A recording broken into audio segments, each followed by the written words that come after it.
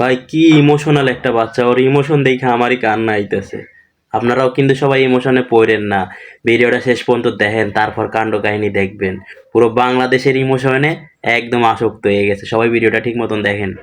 আমার কষ্টের কথা কই না, এডি বয়সে কাকা আমি মানুষের হাতে পাও ধরলেও বাসের মধ্যে উঠে পাও ধরে ভিক্ষা চাই।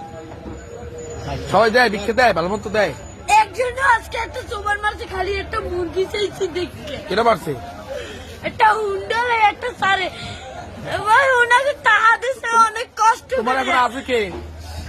মতে বাপ নাই, আছে ওই একটা মা। মাই ভালোবাসে তোমারে? মাই বিষ্ণু বইরে রয়েছে কাকা, মা যদি ভালো না বাসতে ওই টিভি আমি হালাইয়ে তুইয়া আর একটা বিয়ে করতে হেলে মায়ের গর্বে ছিলাম, হেলে একটার বড় করতে না। না, মাই ভালোবাসে, ঠিক আছে। তুমি মায়ের ভালোবাসো না?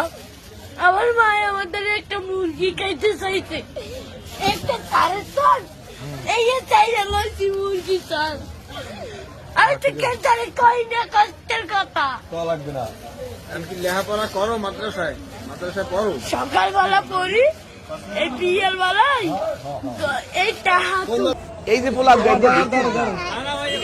ভিক্ষু খাজে সোয়ের পানি হালাইয়ে মানুষের দাঁড়িয়ে 2-5 টাকা কামাই করে, এবার লুডু খেলায়। ওইলে মাদ্রাসার সাইনবোর্ড লাগাই মানুষের দেখায়।